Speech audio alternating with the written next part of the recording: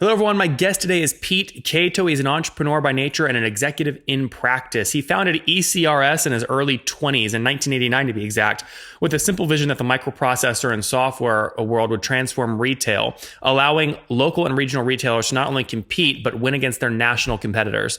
He believes great companies are built on one idea, one customer, and one employee at a time. Like a great oak tree, it takes time to build a company that lasts with deep roots and consistent driving purpose, and he's dedicated his career to building that kind of company. All right, Pete, are you ready to take us to the top? Absolutely. All right. So what's the company you do specifically, and what's your revenue model? How do you make money?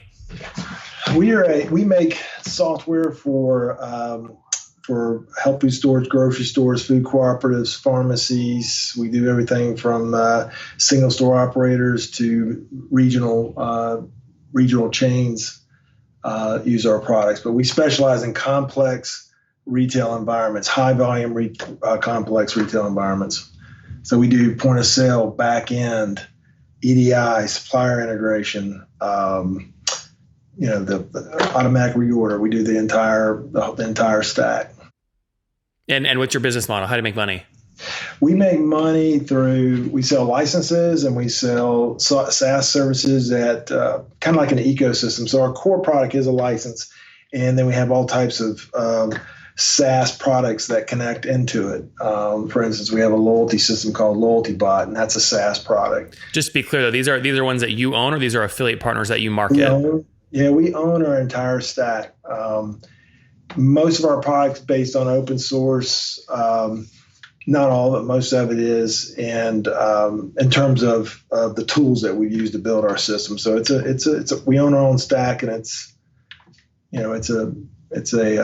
not really beholden to one of the major players out there. Yep. So give me a sample before we kind of learn more about your background. An average customer using you, what are they paying per month or per year?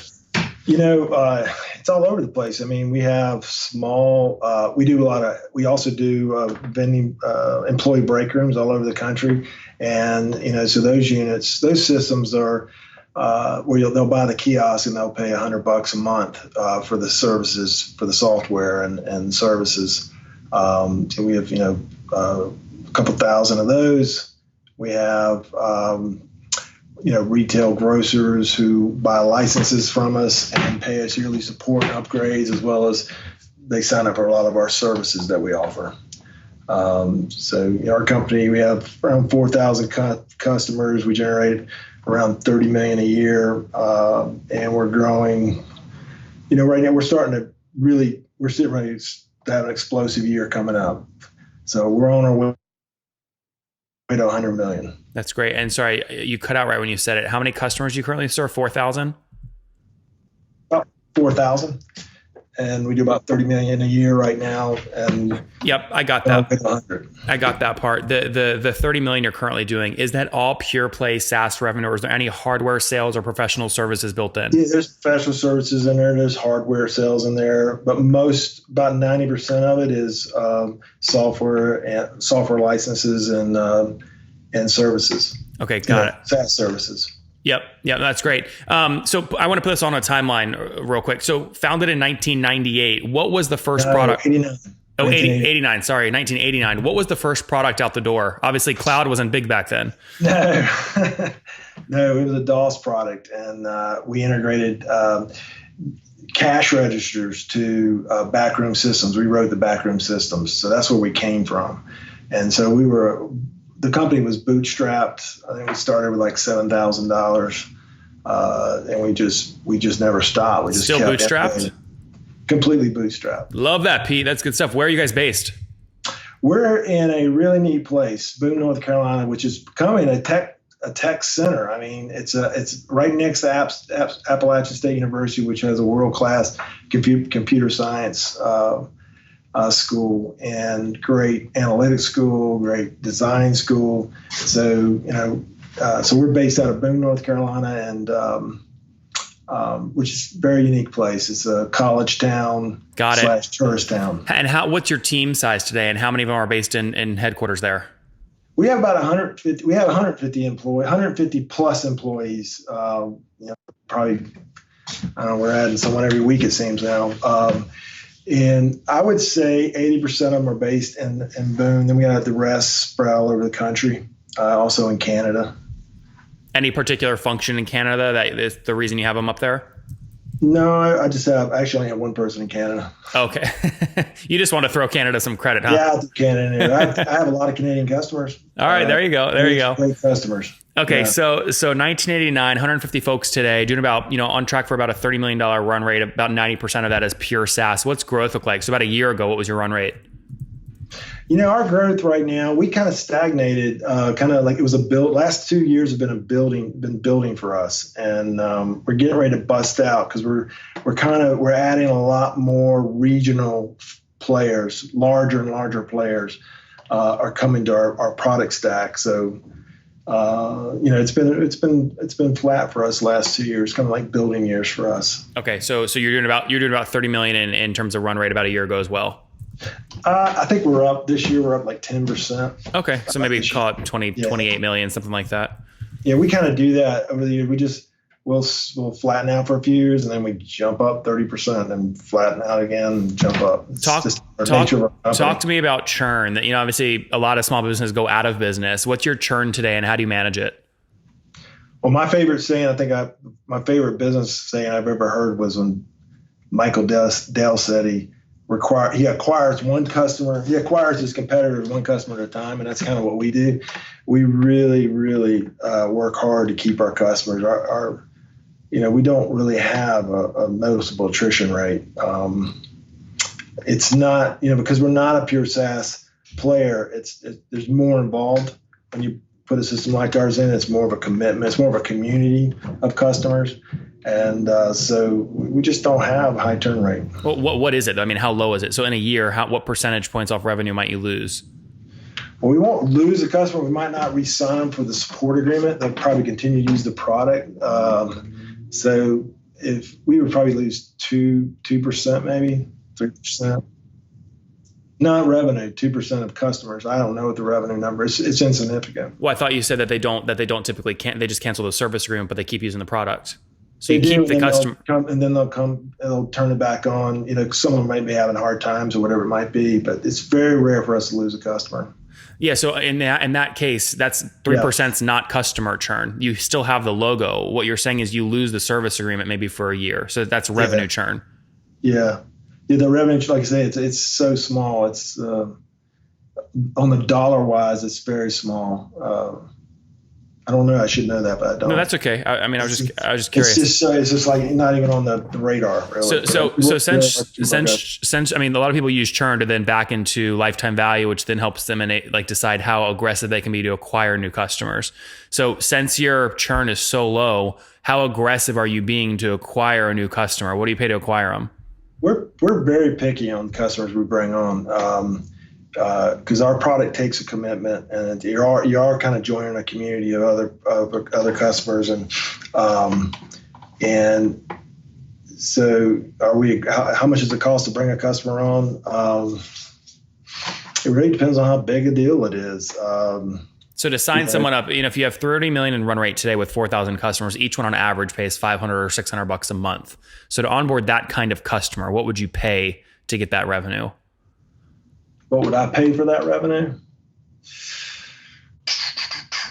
We're probably I think our sales costs are probably running around 25%. To sign a customer up. 25% of what? First year ACV? The initial investment. Yeah, it's probably costing us about 25%. And Pete, just to be clear, initial investment meaning what they pay you in the first year?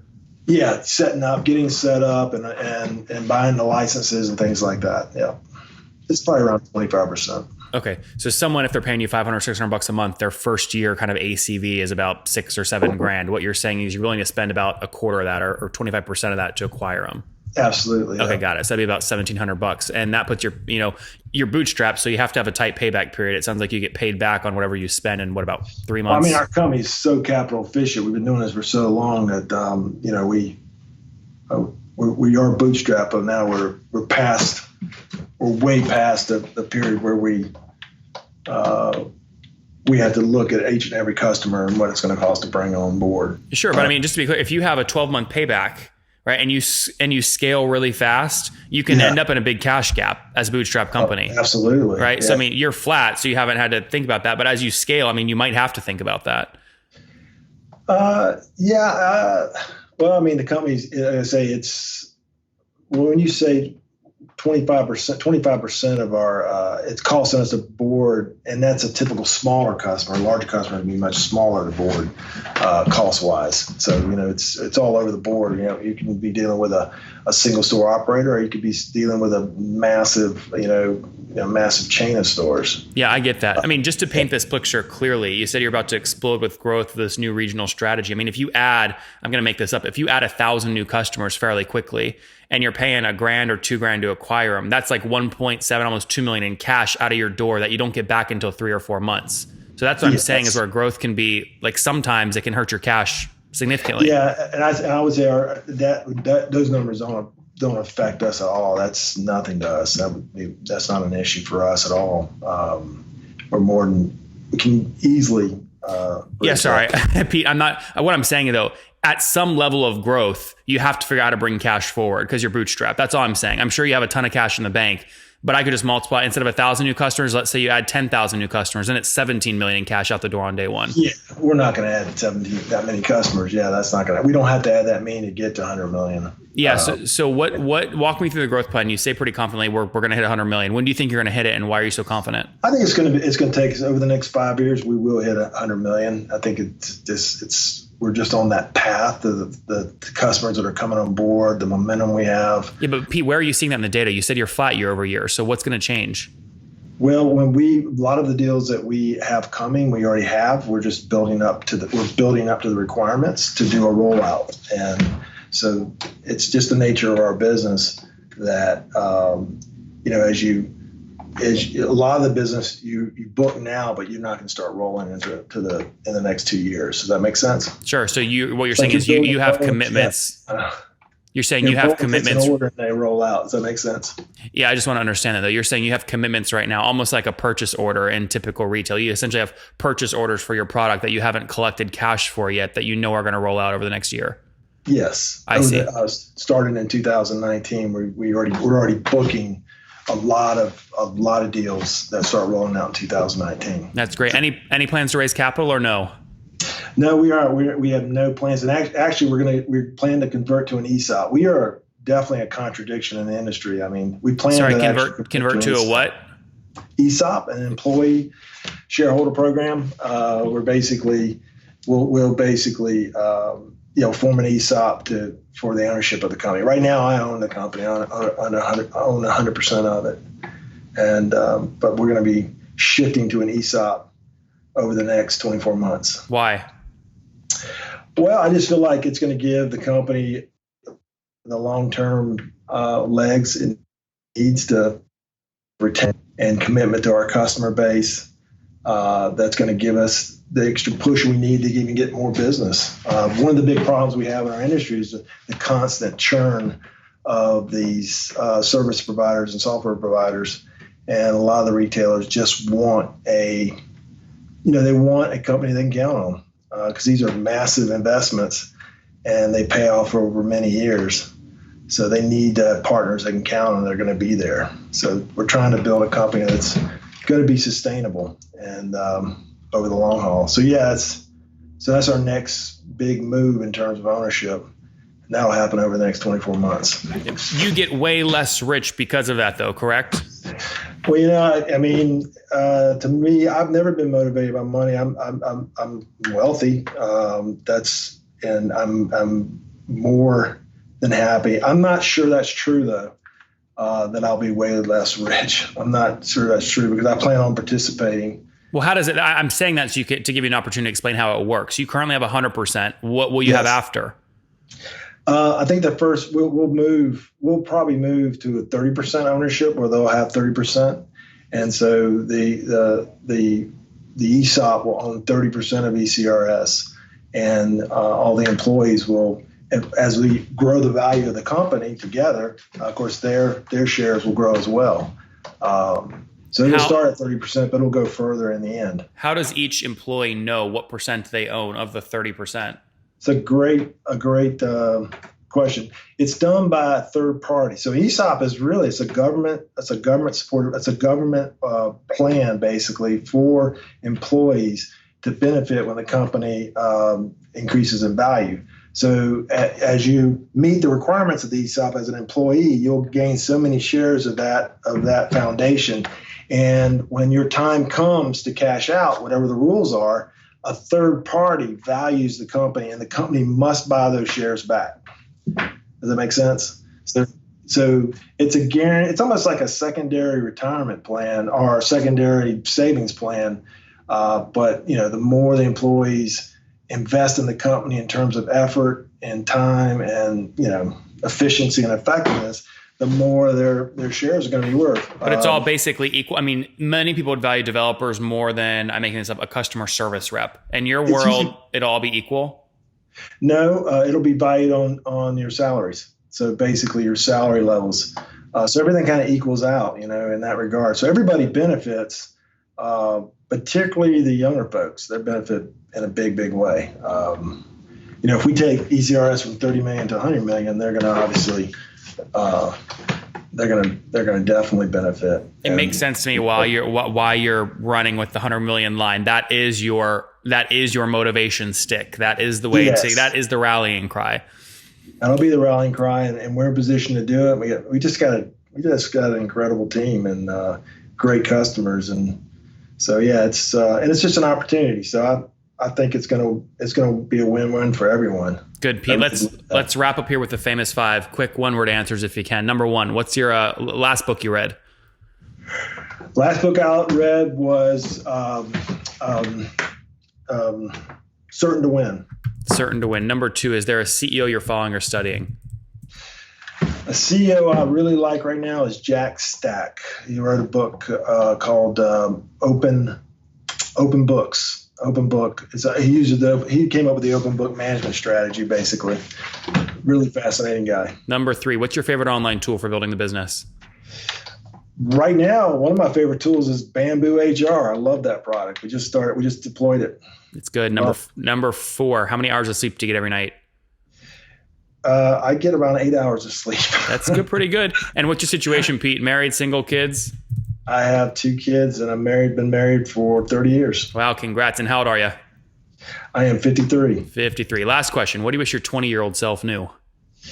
I wish I wouldn't have placed any kind of limitations on myself when I was 23. Yep. No limitations. There you guys have it. Founded in 1989, back in the day. Now 150 people, really working with small, even large brick and mortar locations with many different locations. 4,000 customers they serve today, ranging from kind of point of sale systems to vending machines to you name it, they're there.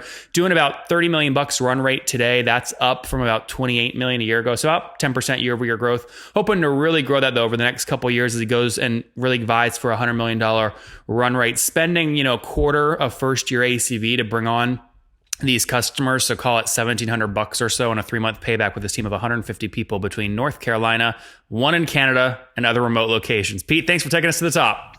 Thank you. Have a good one.